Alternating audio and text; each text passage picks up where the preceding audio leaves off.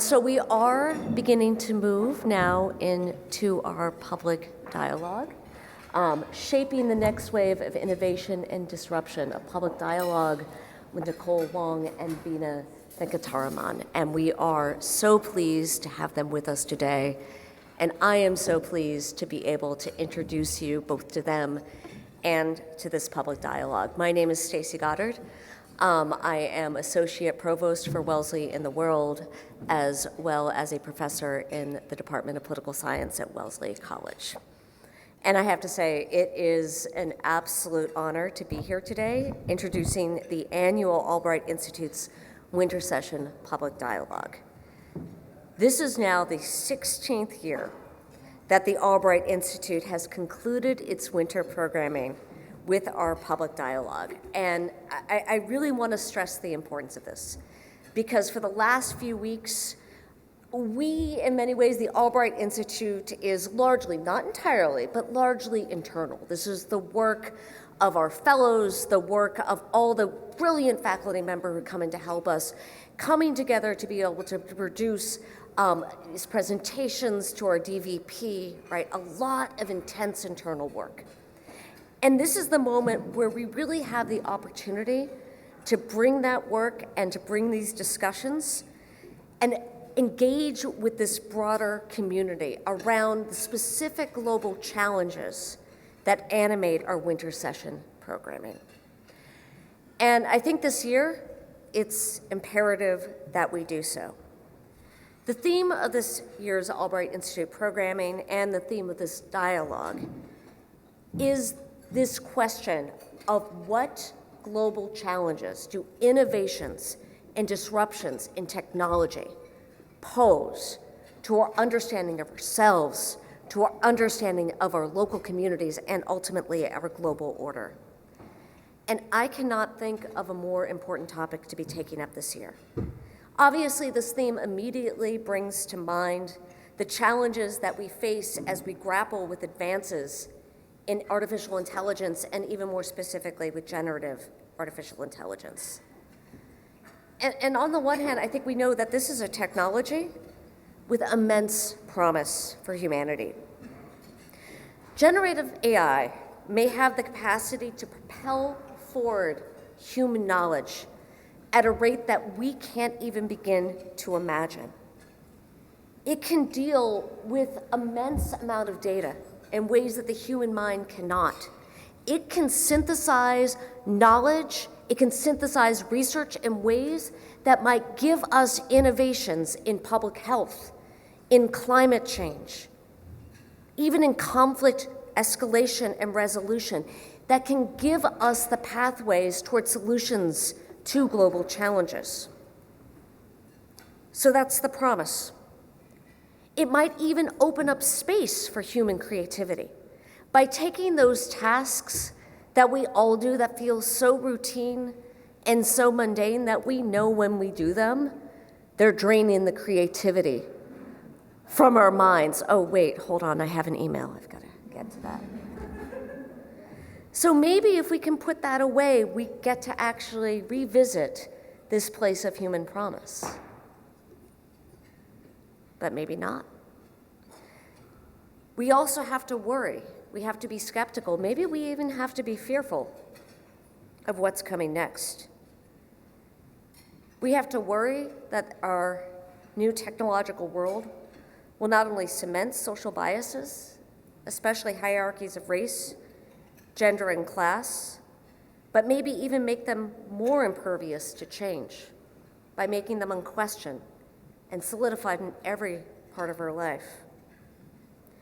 We worry that AI will supplant not only the mundane tasks of human life, but what makes human life meaningful, unique, worth living, and joyful. Do we really want to see our AI generating art, music, and literature? Do we really want to see it taking the space that we now own and occupy in terms of critical thinking? I want to take a moment just anecdotally and explain my own introduction to AI, which honestly wasn't something I thought about at all until about 2018.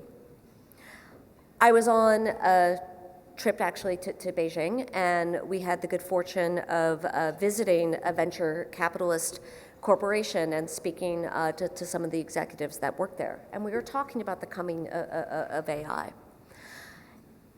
And on the one hand, there was this picture of this really exciting world, and then at one point it took a turn into what I can only describe as one of the more dystopian visions of the universe that I've encountered. And I study nuclear politics and read sci-fi, so it takes a bit for me to realize that I'm in a dark place. But what they were describing was a world where there would be creatives, people who knew how to manipulate AI, escape it when they needed to, use it as an instrument to increase their own power. And what about the people left behind? What about the hierarchies that would exist then? It's impossible to understand, to predict what the future is going to hold. But it's for these reasons, both the promise and the perils of AI, that it's important to try to think ahead of the technology. So how do we approach this topic? And specifically, I want to ask the question, how do we approach this topic at the Albright Institute and at Wellesley College? These are conversations that are happening anywhere. I mean, I'm excited to be introducing this public dialogue tonight, but there are a million public dialogues going on right now around AI. Why should we be having this here? Why shouldn't you just perhaps tune into something else?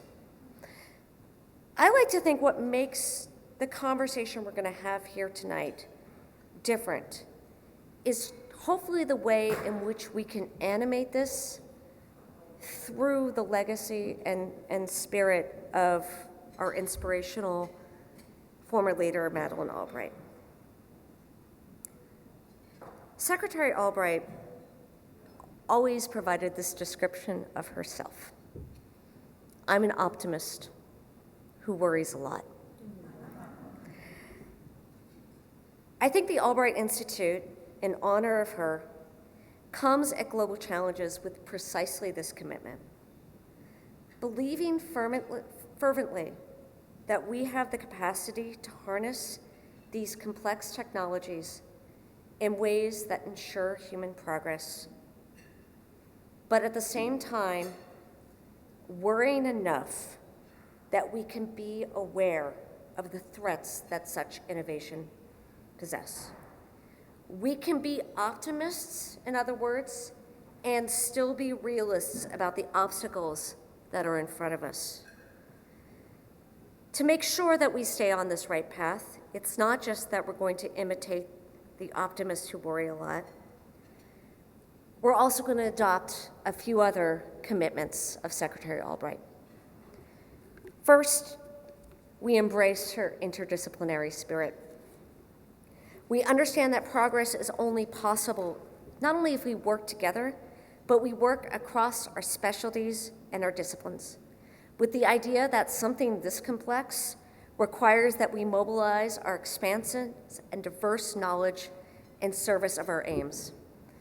And let me just give you a preview. I had the absolute delight of sitting next to Bina and Nicole this evening over dinner, and we talked about everything from poetry to fiction to sci-fi to social justice. So the interdisciplinary spirit of Madeleine Albright is alive in the two people who are coming up here in a few moments.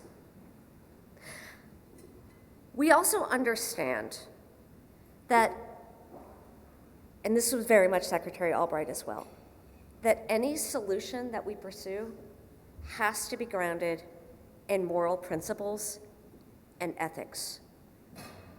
We need to approach this topic with the idea that we're doing good for the human condition and all the human condition, right? And to think about how we're going to define that in an expansive way as possible. Those are Secretary Albright's commitments. And of course, we kind of like at Wellesley to believe that we also have those commitments as well. I mean, after all, she was one of Wellesley's own, and she always gave back generously to Wellesley and the Albright Institute.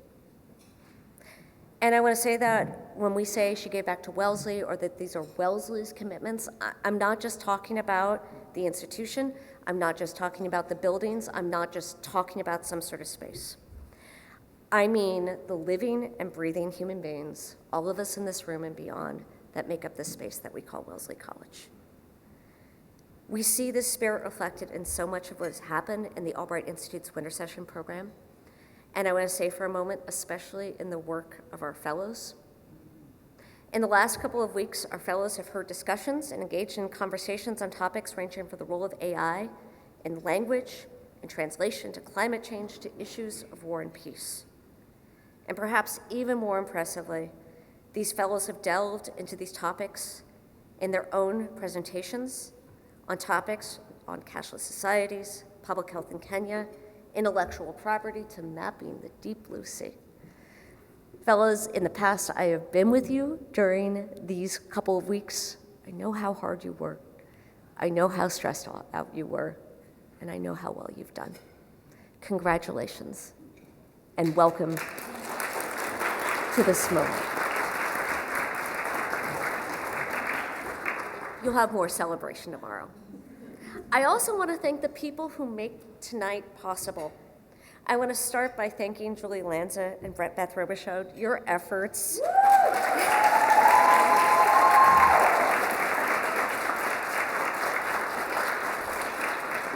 having been among the cats that you need to herd, I know that your effort in herding cats are unparalleled. I want to thank our program directors, our current program directors, Katie Michaels, Nina McKee, one of our former program directors who is joining us tonight, Rebecca Gordon, also very nice to see you in the audience. What do I say about our new faculty director, Olga Cherkov? Your time and hard work and vision to bring this incredibly important thing to this campus. I congratulate you, I thank you, and I hope that you really enjoy the fruits of what you have done tonight. Does that mean, yeah, you don't get to relax yet, sorry. Okay, and final thank you, Albright ambassadors.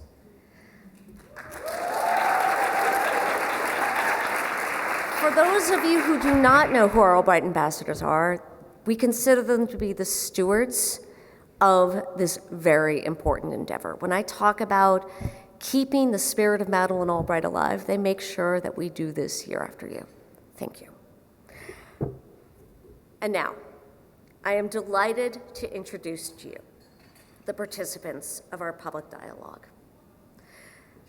First, we have the facilitator who is going to be leading the conversation, Bina Venkataraman.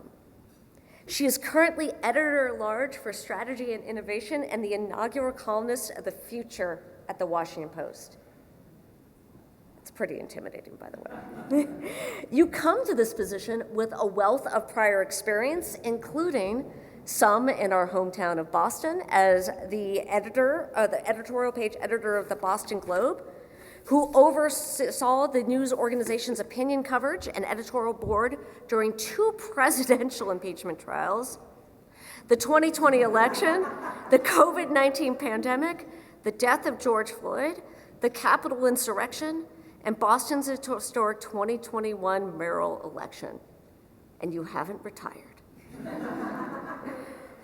During her tenure in this position, the Globe had 2 Pulitzer finalists for editorial writing. Bina formerly served at the Obama White House as senior advisor for climate change innovation with a focus on community resilience. She also helped shape national policy on a range of issues, from outbreak response to STEM education as the former director of global policy initiatives at the Broad Institute of Harvard and MIT, and as policy advisor to PCAST under President Obama. She has taught since 2011, the program on Science, Technology, and Society at MIT, and has also taught at Harvard Kennedy School. She is the author of The Optimist Telescope, Thinking Ahead in a Reckless Age, named a top business book by the Financial Times, and a best book of the year by National Public Radio. Bina, thank you so much for being with us today.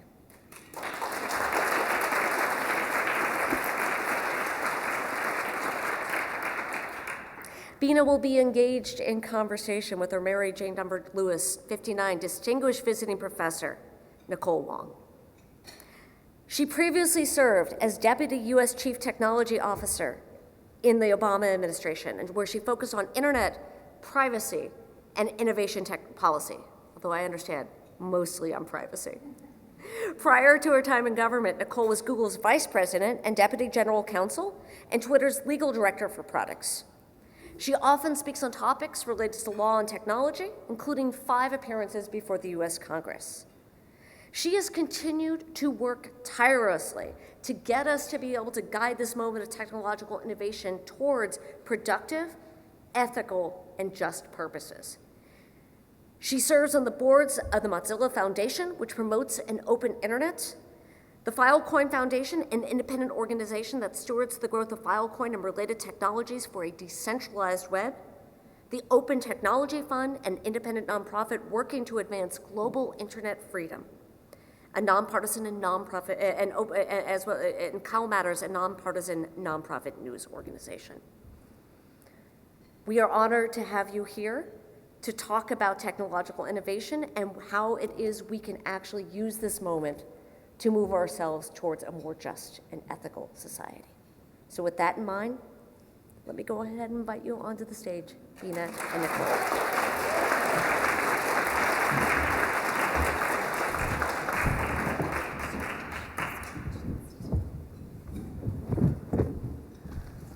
Hello, Nicole. Hi.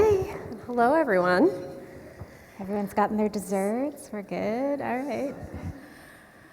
I am so jealous because you have gotten to spend the last 2 days with the fellows here at Wellesley College, these undergraduates who are doing incredible projects, work, really being innovative, and you've been guiding them. And my first question for you is really putting yourself back in their shoes. When you were an undergraduate, when you were 21, 22, could you have imagined your career now? Could you have imagined all the things that you have done, all the places you've been? I think most of the things I've done have not been invented at the time. Let me start by saying thank you to Katie, to Olga, to Stacy. The Albright Ambassadors Council is just a remarkable set of women, and it's been such a pleasure to get to know you over the last couple of days.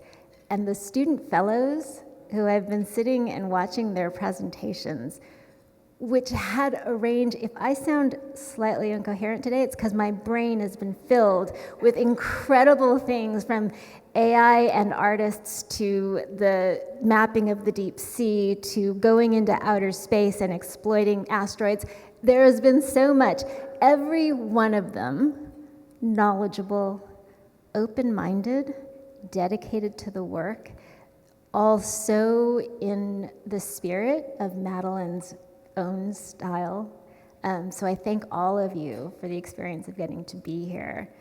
And could I have imagined what I'm now getting to do?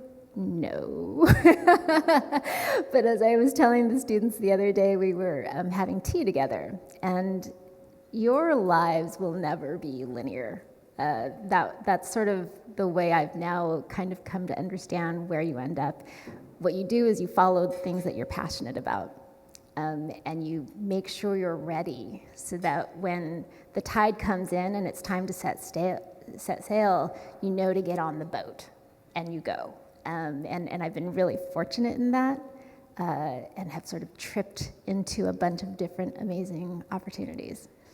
So what were those things that you were passionate about? What was the foundation so that you knew that it was the right boat to get on? Oh, that's a great question. Very early on, it had a lot to do with journalism. So, Bina, I'm so jealous of your title, Columnist of the Future. Oh my God. When I was growing up, my aunt was a reporter for the LA Times, and I adored her. And so I would want to do anything she wanted to do. She was in college and was the switchboard operator in her dorm. I thought I wanted to be a switchboard operator. But luckily she chose a different path so that I could then want to be a journalist. So for a long time I thought I would go into journalism and did that in high school, in college. Ultimately, I even went to grad school for journalism and realized I wasn't actually the right person to go into journalism, but I followed it. And then when I got out of, I did law school and journalism and ended up being a First Amendment attorney. That ended up actually, I graduated in 1995 from graduate school, and this thing called the internet came around, and while I was representing newspapers and TV stations and radio stations, my boss was like, yeah, we should probably do something about this internet thing. I don't think it's a fad. I'm like, oh, all right, let's try that.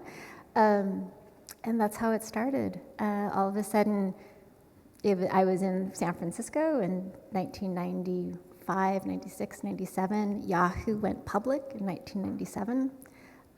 I was advising Yahoo. Nobody remembers Excite at Home. That was a thing. I'm not old. PayPal, Hotmail, all these companies that were in the first generation of the internet, and then that's where it all started. And so, did the interest in the First Amendment did that originate from thinking about a free press? Was it about free expression? Where it was that? Both of those things. Yeah. It was communicating like truth to the world. Through the mediums that we had at the time. And then eventually it became, well, what do we do with this internet medium, right? And so in like the late 90s, with a lot of the companies that were on the internet, AOL, Yahoo, and such, they thought of themselves as software developers. No one's going to remember this anymore. In those days, AOL was still sending you disks to be able to get onto the internet, right? And so in the software world, all you're thinking about is like, I just got to put out the code, let it go be free, then if it fails or has a bug, we'll iterate on it. They didn't think of themselves as publishers until they started having things like message boards and email. And so the role that I ended up playing for them was giving them guidance on like helping them think of themselves as information distributors, and to think of themselves as publishers, not in a legal sense, because that's a whole complicated thing, but as a platform that is responsible for the way people communicate with each other. And that's a lot. Wow, we're going to come back to that Okay. concept. A platform that is responsible for the way people communicate with each other, a deep and relevant concept right now. But I want to know about the turn into the turn into government, because you were working in the private sector. You'd worked at Twitter in the earlier days. You were at Google and had a prominent role at Google. And then you went into the US government, which is not something a lot of people who have private sector careers choose to do. So what made you make that turn? What made you get on that sailboat? Yeah, I mean, I think a lot of people think, why would you go into government? Like, if you work in tech, you get paid really well. They have like free food there. There's massages at work. Like, there's all these reasons for like, why would you leave that? And then you get a phone call out of the blue, and it's the White House. And it is exactly what you think that's like your knees buckle. So I was telling the students, I was sitting on my front stoop because I couldn't actually stand up anymore, talking to the White House, and they wanted me to come and serve in the Obama administration. And honestly, like, what other answer is there? I am descendant of immigrants. My grandparents came here from China. They lived in California at a time when it was not possible for them to own a home in California.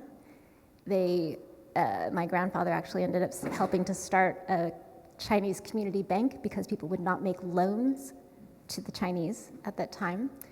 He helped to work on the 1965 Immigration Act to get rid of the Chinese Exclusion Act. And the thing that my grandparents taught me is that I have a right to be here.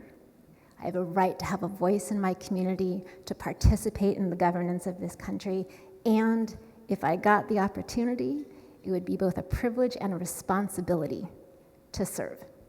And so there was no other answer than to say yes when I was asked, It was a life-changing experience. The people who work in government are some of the most dedicated, hardworking, brilliant people you will ever meet. And it was a privilege to serve with them. So when you were in government, you did some things that might go under the category of disruption and innovation. But I want to, since that's the title of this this chat we're having, which you and I both discovered this morning, right. that was the title of the chat. We're going to wing this a little bit. Yes, we obviously did our homework. But how do you define disruption and innovation? What does that mean to you? Yeah, I mean, so innovate, right? Build something new. Hopefully that leapfrogs us into something else. Disruption is to actually take something down that is old, perhaps, and no longer serving its purpose. And I think that both of those are important things to be able to do, muscles that we should have. And also, neither of them matters unless you know what you're innovating for or disrupting for. So like whether we innovate or disrupt or how we get it done doesn't actually matter as much as the question of what are we trying to achieve. So for example, I mean, I think disruption and innovation in Silicon Valley, where you've spent a lot of your career and a lot of time, have a kind of connotation of being good, right? Inherently good. And so you can get someone saying, I'm going to come in and I'm going to disrupt government, like start an agency called Doge or a quasi-agency, a council called and tear apart the government agencies or, but there are different ways. To your point, it's sort of about to what end are we disrupting, to what end are we innovating?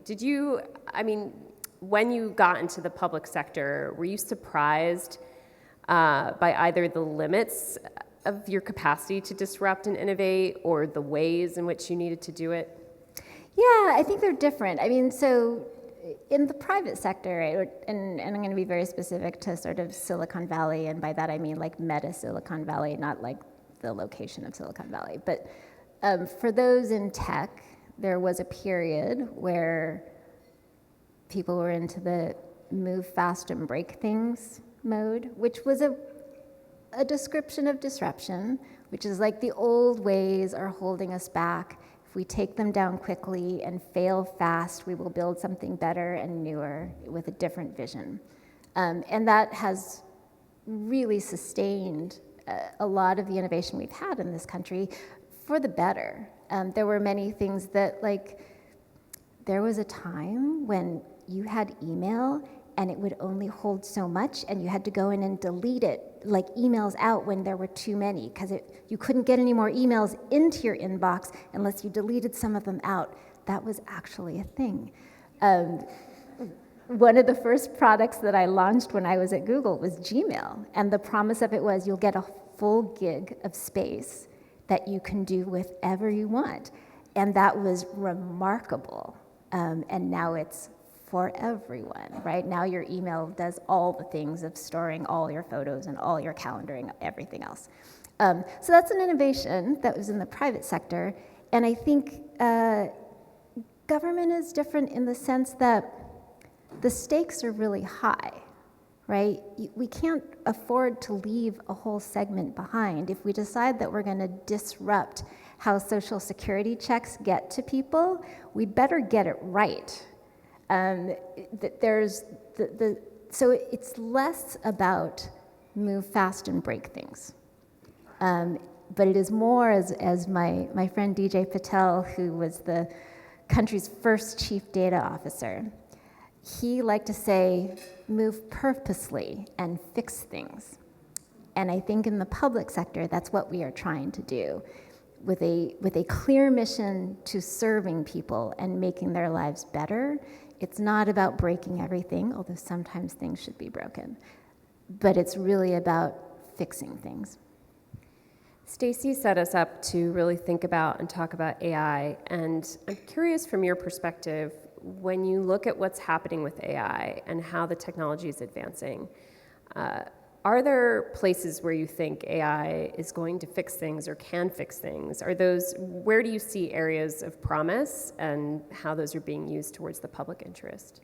I think there's so many areas that we should be really excited about with AI. I mean, it's really transformative, as so many people have said. And so things like that I think are really cool are drug discovery for AI, all these areas where we simply never before had the compute power, the capacity, the imagination, and the ability to process so much data can really accelerate our ability to deliver amazing pharmaceuticals, amazing answers to climate change, all of these different things.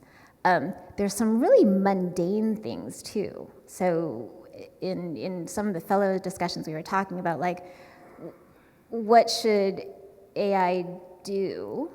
And sometimes AI could do really basic things, like something I've been talking to some of the agencies about.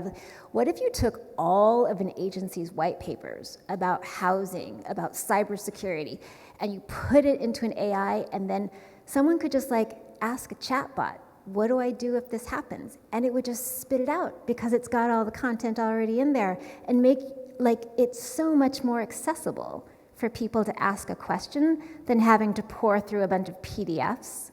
Why the government still uses PDFs, I don't know. But go through a bunch of stuff that they can't possibly consume and read all at once. So I think that would be an amazing thing that's super easy, right? Doesn't harm, it doesn't touch anybody's copyrights, doesn't like make anybody nervous about their personal information. It could be very simple. So those are two like really basic ones that could happen. How do you view the U.S. government's capacity, having been there in the seat as deputy CTO and just in your work since the Obama years, how do you view the capacity of the U.S. government to kind of use tools like this to improve government services? I know you worked on the U.S. Digital Service. Yeah. Where are we? Yeah, thank you so much for that question. So when I first came into government, it was still at the time where like if my title had technology in it, people might still think like, oh, she must fix the email, right? Or make the printers work. And thankfully, we've moved beyond that. So one of the things I work on a lot is getting better technology talent into government at all of the levels, local, state, federal, because we need more capacity. So in the Biden administration created an executive order for AI. One of the directives is every agency needs to have a chief AI officer. They need to start thinking about how they will use AI to deliver on their mission. And our biggest battle is not what do we do, but who can do it. So it's a capacity issue, a talent issue of finding the people with the right skills to be able to go in, to understand the mission of an agency, and to do something better with it. To your point, to me, they can get the free lunch in Silicon Valley. How's Yeah, that recruiting effort no, going when it's- you got to ask people to go into the government and That's right. deal And with bureaucracy? I think and it's low pay. So I don't want to speak for the current administration. I don't actually know how that's going to work out. I think there are two things. One is we have to be able to compete with private sector. So in some agencies, they've actually gotten permission to increase the pay scales to be able to compete a little bit on salary, but it's never really going to compete as like one-to-one. But we compete on our mission. So like a lot of people come out of school and they want to go work for a place where they'll have impact.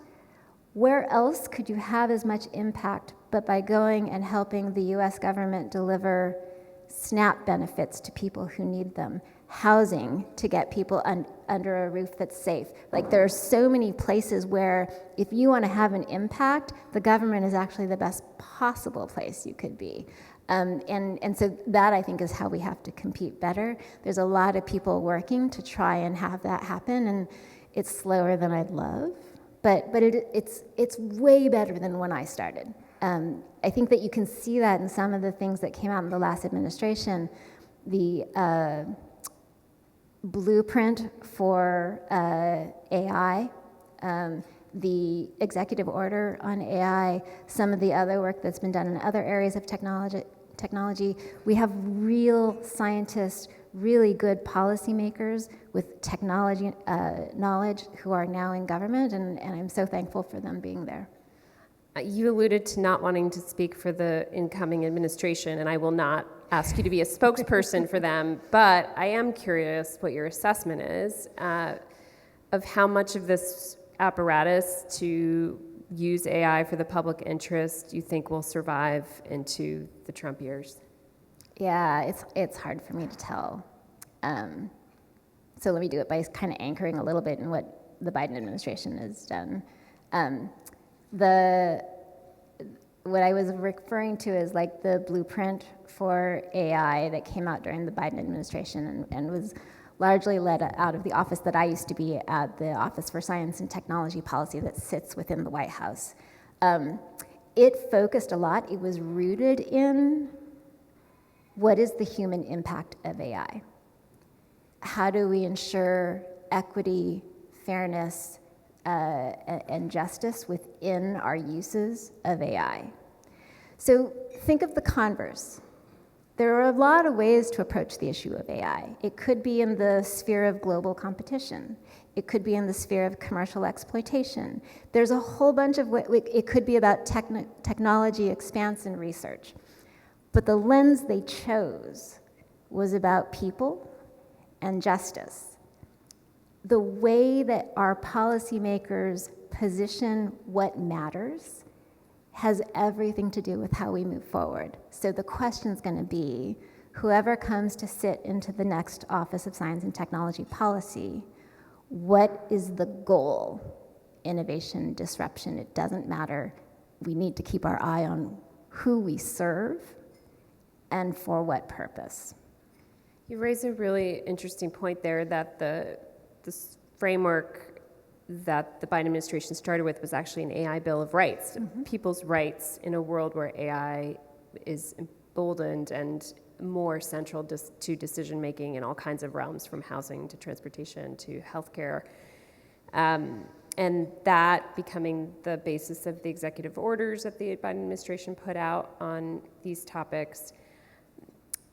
In a world where the U.S. is not leading in securing people's rights and sort of, let's say, working against the harms of AI, because we were talking about some of the promise and what the good things are that AI might be able to do, where do you see the responsibility for protecting people from the potential harms of AI, whether that's, I mean, we could get into what the specifics are, but maybe you can tell me how you map that first.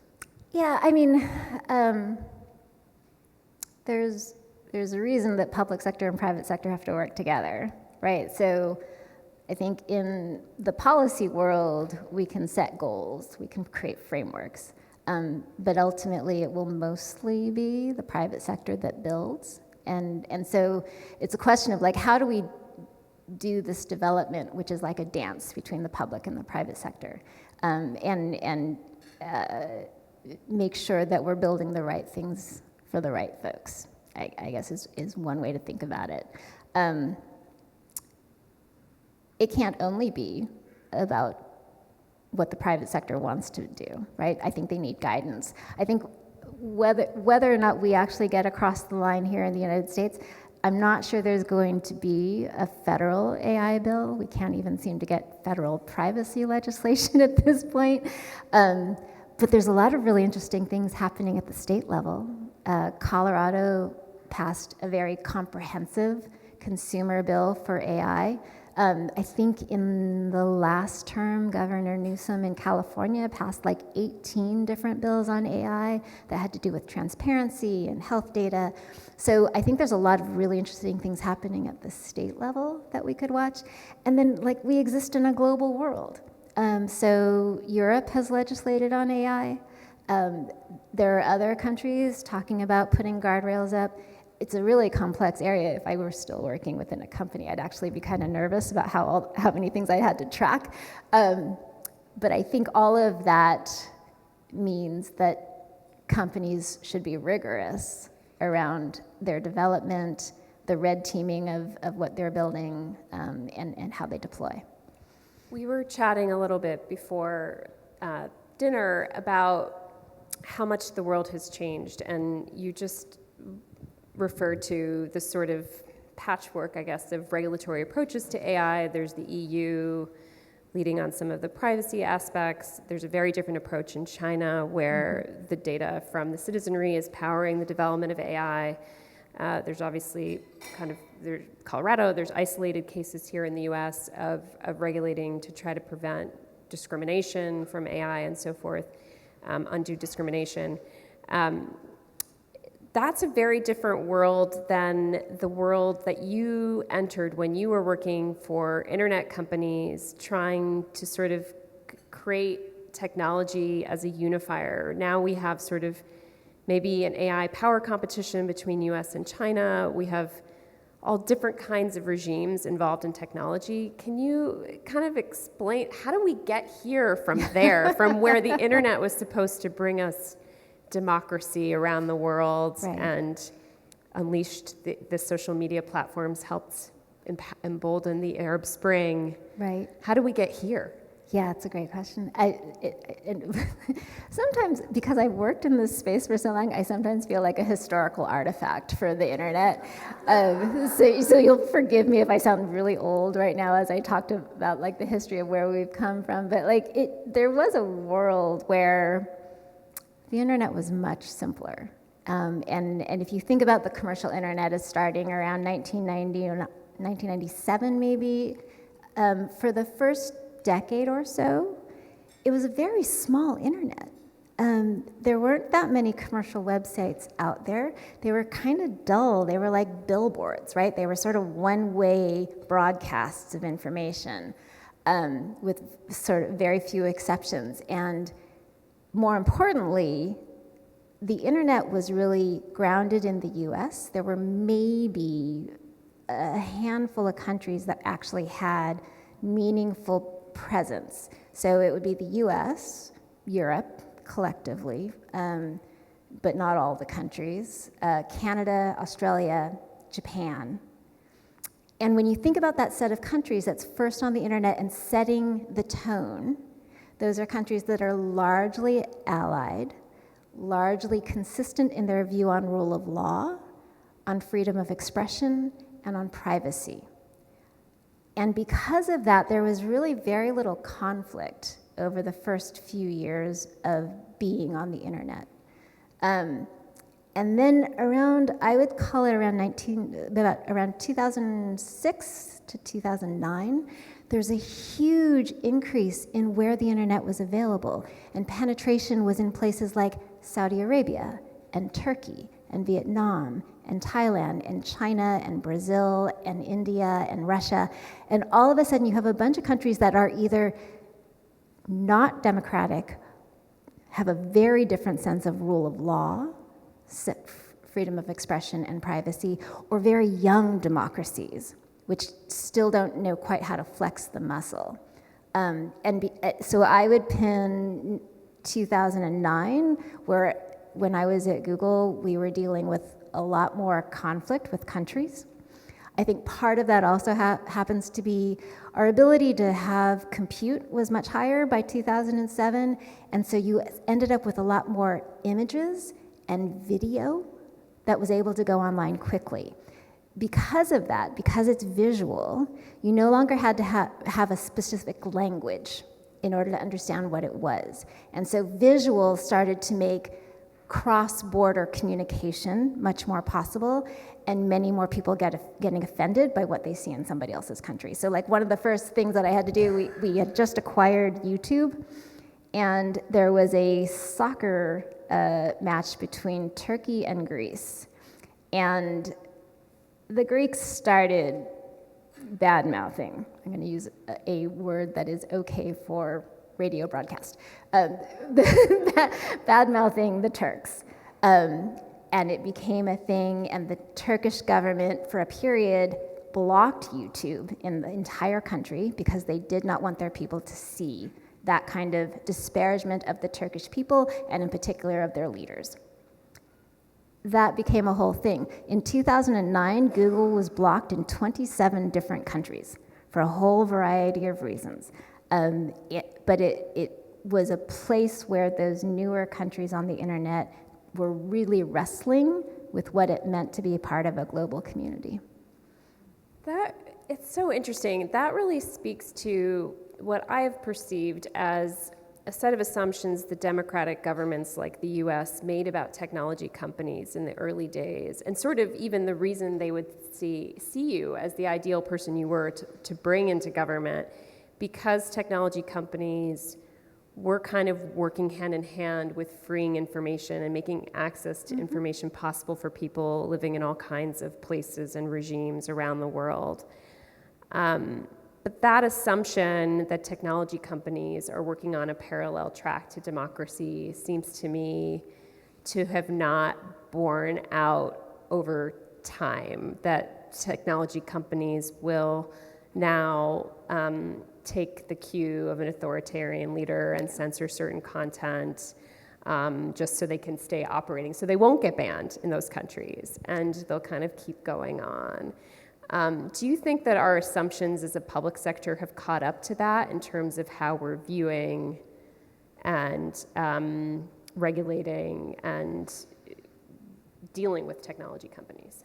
Oh, I think the public sector has gotten the message what's going on social media.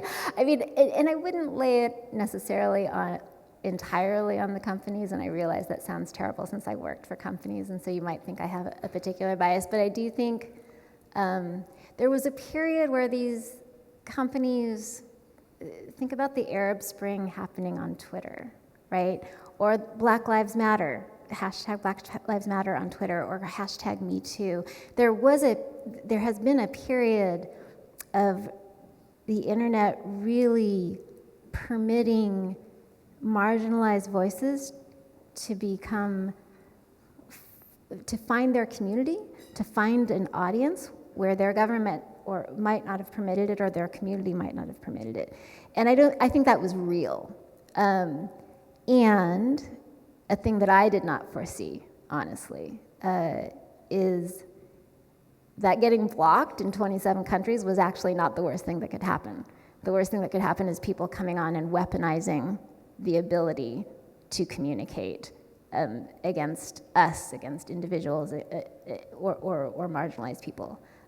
I underestimated how that would take off, and I think that social media companies were not prepared for that turn. They did not build systems or have processes ready to handle that weaponization. Though now what you're seeing, it seems to me, is at least some social media company executives, let's take Mark Zuckerberg, for example, having instituted certain policies around content moderation and trying to fight misinformation and these kinds of ills of these technologies, but now sort of saying, we're going to step away from that. And when I think back to what you were saying about you're kind of having this value and this idea of these platforms as being responsible, right? Thinking about being responsible for good information being spread around the world. How do you view, what do you make of the social media companies now taking this turn to say, we're not going to do the fact checking, we're going to think about our role is very different. We're going to allow 1,000 flowers to bloom now that we know that the harm is not necessarily censorship of information, but the weaponization of information. Yeah, I'm still wrestling with this. And I'll be honest, I don't think yet it's clear what Mark Zuckerberg has turned. There's I guess he was on Joe Rogan's podcast or something and said something to the effect of it's okay for us to be a bit more aggressive, or maybe there's not enough masculine energy, or I don't know, and I'm worried that I'm getting false information off the internet. So I'm going to be careful about that. I also don't know exactly what it is he has planned in terms of his content moderation. I think he has been clear that he's going to stop doing third-party fact-checking. I think, as I understand it, he's going to stop taking the steps that Facebook had been taking to reduce the reach of certain types of content that might be harassing or vitriolic or polarizing.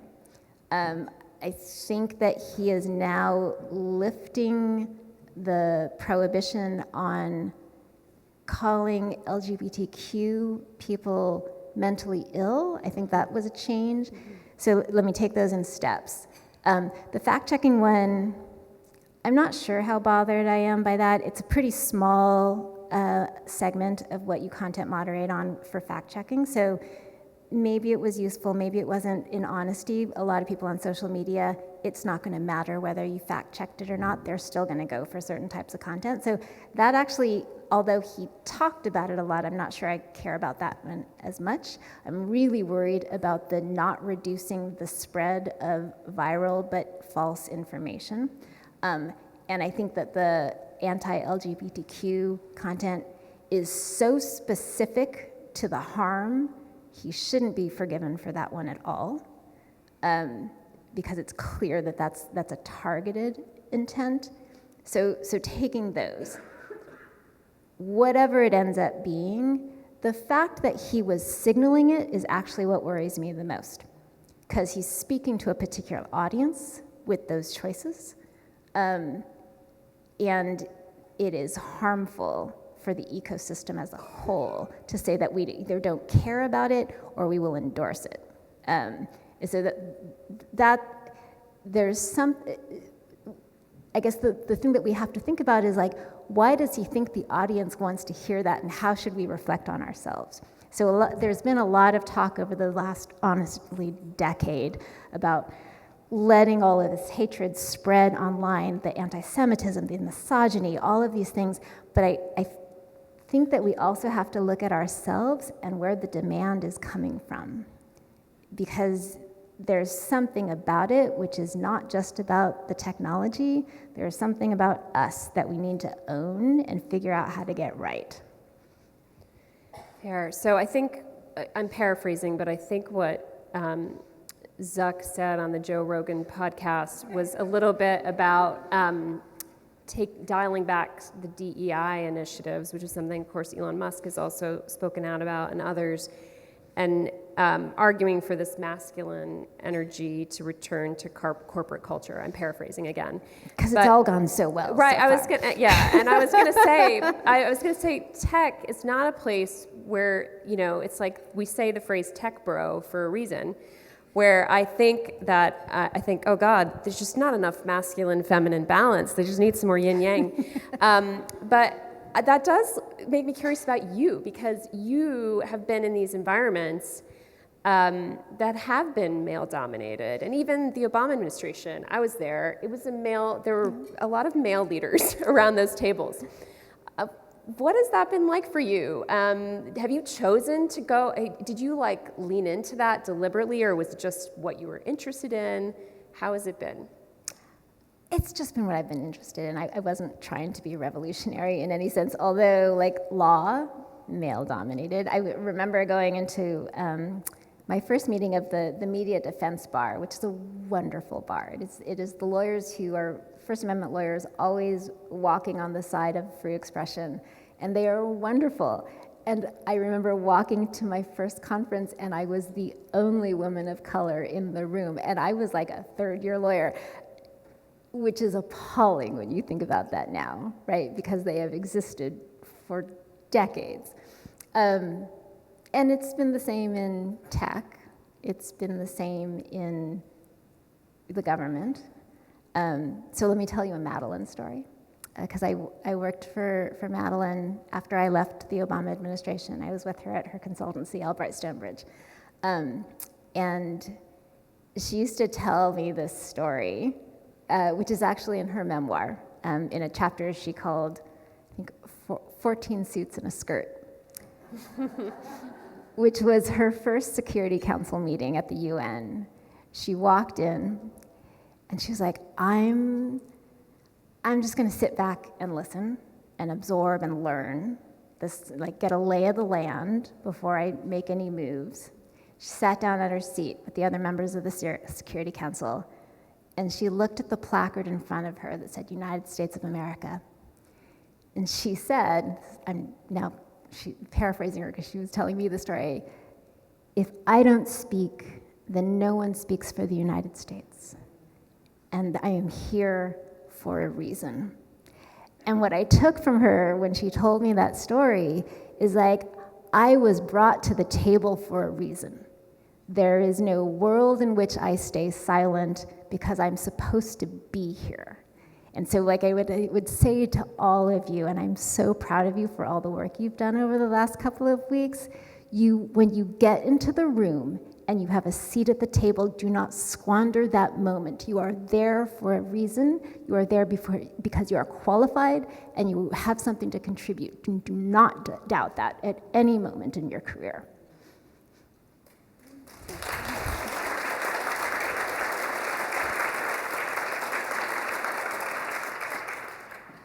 What was it like working with Madeline? I have to ask that. She was so lovely. She had this wonderful, I was telling the students this earlier, she had this disarming casualness to her. Like, she's the Secretary of State. I was so intimidated the first time I met her. But she's lovely, and she wants to be generous in talking to you and learning about you as much as letting you absorb as much as you can about her in any moment. I think that this program is such a wonderful embodiment of her spirit, because all of you were learning how to negotiate on tough issues with people who might not hold the same views, and that is so much in her spirit of how she believed we ought to conduct ourselves and to make tough choices together. So yeah, she was just an inspiration. I miss her terribly, particularly in these days. I have a feeling she would have liked to have watched you up here on stage and carrying on some of her thinking. You are an artist also. So you're in a new incarnation of your career, and you are getting an MFA in fiction writing in Paris, where you recently came from. So thank you for juggling time zones for us. What do you make, Stacey sort of talked about this in her introduction, that generative AI could perhaps free us up to be more creative and for our own creative tasks, but people are also using it to generate art, and it's already become a partner to writers, to artists. How do you think about, as a creator, as an artist now, how do you think about AI and where the limits between human and AI creativity should lie? Such a good question, and there was actually a team here that had to wrestle with AI and artists in Germany, to be very specific. So I did just come from my residency with a number of wonderful artists who are all extremely nervous about this AI thing, but they're of two minds, right? One is they don't want companies to take their works and steal their content and exploit it. They want the ability to give permission for that and to be compensated for that. And they love having their research through ChatGPT. Right? So there's a bunch about AI that's making their world much simpler or more interesting as well. So they're both of two minds. And I think that is, it's hard to parse which way we're supposed to go on that. Smarter people in the field of AI are going to figure that out.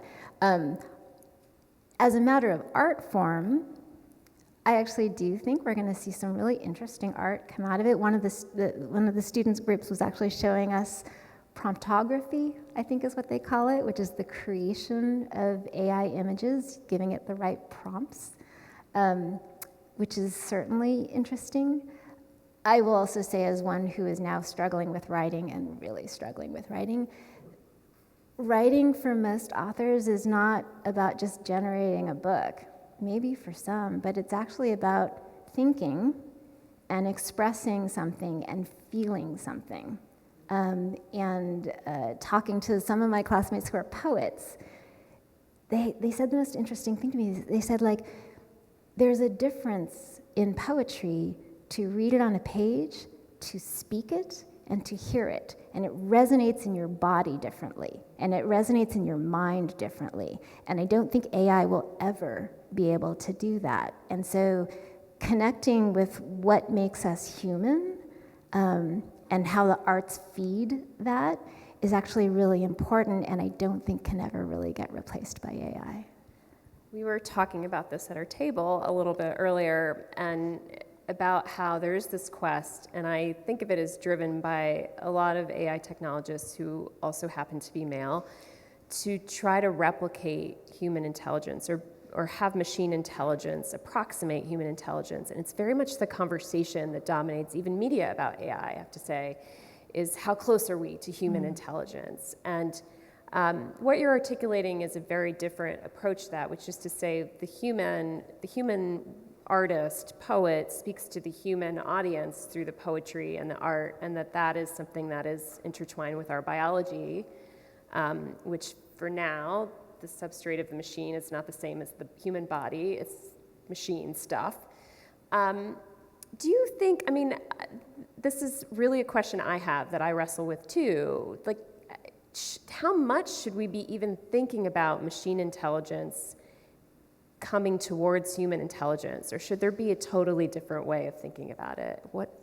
How should we do? I mean, it's like, it's sort of full circle for us. Why? Why do we want machines to think and feel? Like, what purpose does it give to us? It could just be a robot, right? It cleans the room or whatever. That would be fine. But do I need it to feel? I don't think I need it to feel. I'm like, so to me, the question is like, to what end would we want that level of human intelligence? Something that's that equated to what we experience. What does it do for the robot or the AI, and what does it do, more importantly, for us? And does this come into your conversations with technologists? Because you work presumably with companies now working on these technologies. Do you leave the artist at the door? Do you leave the person who's thinking about the human, writing for the humans at the door? Or do you bring this into your conversations in technology now? Oh, that's a really good question. I don't know that it's possible to leave behind parts of myself when I try to give information. I mean, but when I talk to companies about what they're trying to do, I'm actually very focused on them. And I think that a lot of the work that I do now with companies is trying to help them identify what is their North Star, like what are they trying to achieve. So it's a little bit less focused on what I'm thinking or needing and more focused on where they're trying to be. But, you bring your whole self to the thoughts and ideas that you have.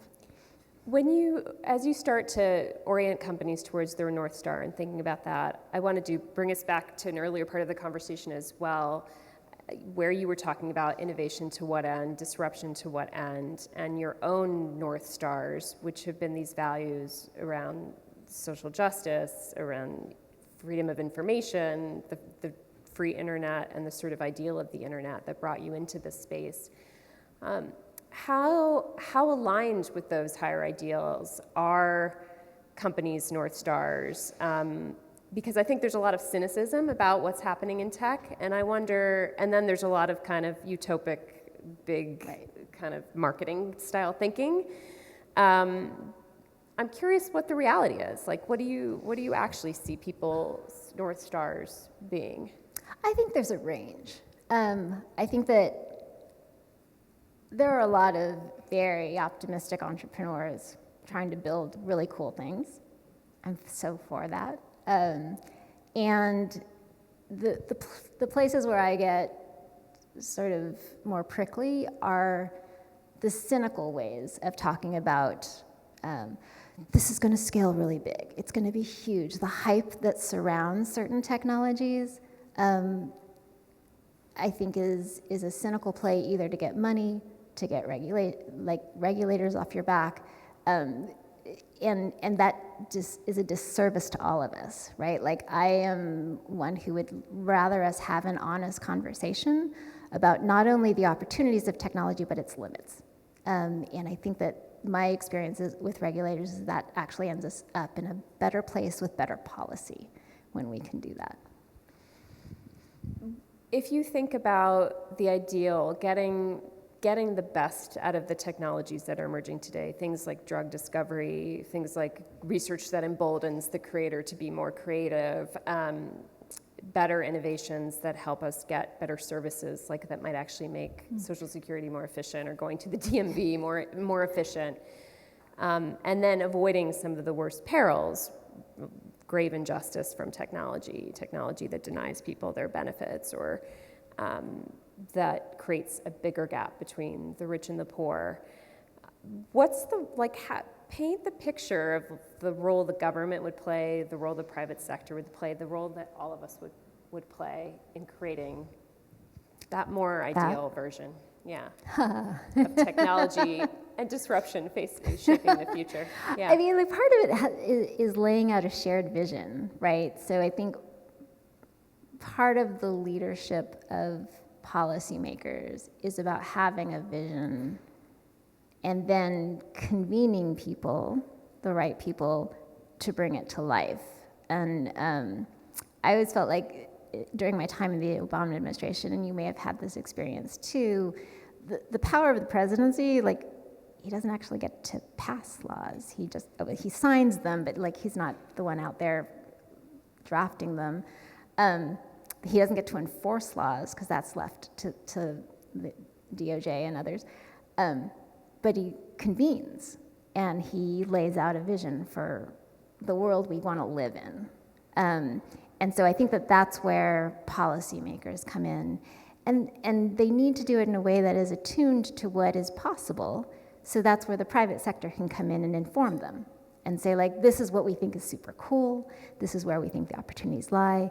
We can't really do that yet, but we could maybe if we had more research, right? So I think that getting into that amazing groove of everybody's lined up and has a role to play and knows how to contribute, those are hard things to stack together, but it's possible. And part of it, and I think in some of the student group projects we saw this, right? Part of it is actually communicating it to the public effectively about not only what they should expect, but they should demand from the government or from the private sector, with transparency about both the opportunities and the costs, and bringing them into that moment and giving them agency in that decision. That I think is sort of a secret sauce. It only happens every once in a while. Fair. It does only happen every once in a while. I think with these big changes underway in AI, the challenges we face globally, authoritarianism and democracy, sort of in a war for hearts and minds, the problems we face with the climate and beyond, I think there's a lot of sense of sort of uncertainty and despair, and looking for that leadership, right? Looking for that leadership outside ourselves, whether it's from government, looking for it from the private sector, and finding that sometimes these leaders come up short in fulfilling that mission and forging ahead with the social contract.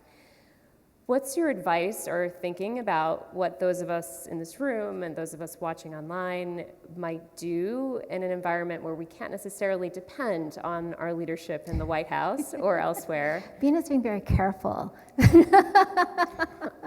I'm trying not to say what I think. I want to know what you think. but yeah, it's about, where do we put our energy? How do we how do we go forward into this time? Just a small question that sure. I thought of. We're somewhat far from a place of consensus, right? And I was speaking with some folks last night about what are we doing? What is the Department of Government Efficiency here for? And I don't want to ruin your dinner by going into that, but it's what are we supposed to do now? I think is the question. How do we move forward? And I think that it will be different for everyone. There are going to be spaces where you can do the work, and then there are going to be sometimes where you have to walk away because it's no longer a fruitful place for you to be. That was my experience during the first Trump administration. That sometimes. You can still get the work done. And this is an administration, honestly, that seems pretty darn distracted by a lot of things. So for those who are still in government, There's a lot of work that can still get done. There are a lot of people depending on us to get that work done. And so we have to stick with it for as long as we can. And then there will be a moment, and I'm thinking of a friend of mine who in the first Trump administration was working on our immigration system, and literally just like the technical infrastructure of making the immigration system work, until it was turned into a system of detention and deportation. And for him, that was the moment where he could no longer work there. And that made complete sense. So we all end up making choices, but we try to do the work for as long as we can. And that to me is sort of how we stick with it through it takes decades sometimes to get to the right end. I was just thinking, when you're talking about your grandfather working on the 65 Immigration Act, that's why my dad came to this country. And so that's the reason I'm here and that I got to be in this conversation with you. So thank you. Thank you so much for coming to Wellesley. And thank you, everyone, for inviting us into this conversation. This was really fun. Thank you.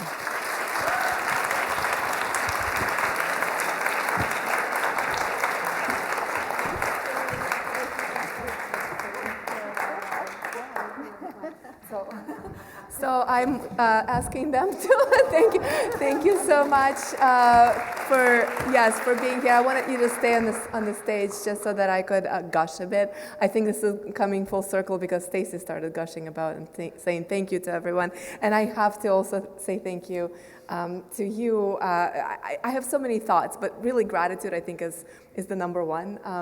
And I think that this is my first year as the Albright faculty director, but it's the sweet 16th for Albright, and I think I am really just so grateful that we were all able to have a mental growth spurt.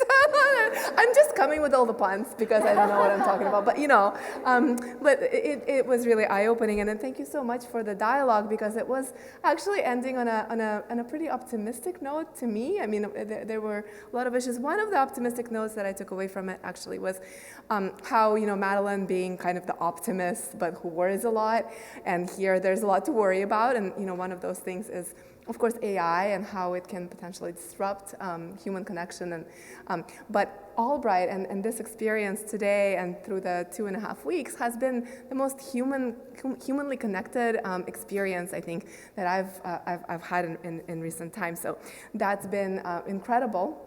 And then gives us hope. I think it's a really hopeful thing.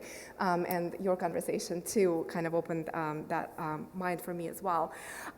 Nicole, you spent 2 days with us. Bina, you've been here just for a few hours today. But Nicole, I just want to also say thank you so much for your kindness and generosity with the students, taking them seriously in their presentations, but also really embodying Madeleine Albright's spirit of that sort of wonderfully disarming casualness that you talked about, but also how I think she did take the students very seriously, the faculty here very seriously, and you did too, with compassion and kindness. So thank you so much for that. And so to continue a bit on the note of gratitude, I will again kind of reiterate Stacy's words, which were much more eloquent than mine, but I will try to fill her shoes because she was my predecessor as the faculty director of Albright, and I'm very grateful for that legacy that I'm continuing from Stacy to then before her Takis Vatakis, and then of course our founding faculty director Joe Joyce, who I don't know how, but convinced Madeleine Albright that she had to start this wonderful, amazing program, and we've grown it since. But it's really what it was envisioned by Joe and Madeleine and that group. But again, kind of on the people front, I mean, there are so many people in this room I want to thank. Of course, the Ambassador Council members who are fantastic. And not just the current ones, but the former ones and the future ones. I'm looking at some of you all here who might be here, who are bringing us together, connecting us to the change makers and thought leaders in the world to bring to Wellesley and Albright. I also would like to thank a lot of the faculty affiliates of Albright here in the room. I started this program, it's a new program this year, to bring in faculty and student collaboration over research projects that are globally minded with issues of global importance. And this program has been thriving, and we hope to continue with the support of Wellesley College to maintain that program as well. And then the team. I would love to say a huge word of thank you to the program directors. So again, Nina McKee, who is here, and Rebecca Gordon, two program directors from previous years, and then my partner in crime, Katie Michael. So thank you so much, Katie, for taking this up. Yes, amazing. But, I really do think that we would all fall apart without the support of our back end, sort of the backbone of our institute is Julie Lanza and Beth Robichaud again. Really, the herding of the cats is real, but beyond that, their institutional knowledge, their tireless dedication to the program, and just the collaborative spirit they bring to everything. They manage our student workers who are phenomenal. They're here in the room, the fellow mentors, and of course, all the fellows as well. And so I'm very, very happy with the team. Thank you for everything. And finally, thank you to the fellows, of course. Give yourself a huge round of applause. It's just incredible. And again, thank you so much. I have a small little tokens of our appreciation for you here from the Institute. So thank you so much. This is why I'm torturing you by having you to sit here. So thank you so much, Nicole and Bina. Thank you so much. Yes, thank you.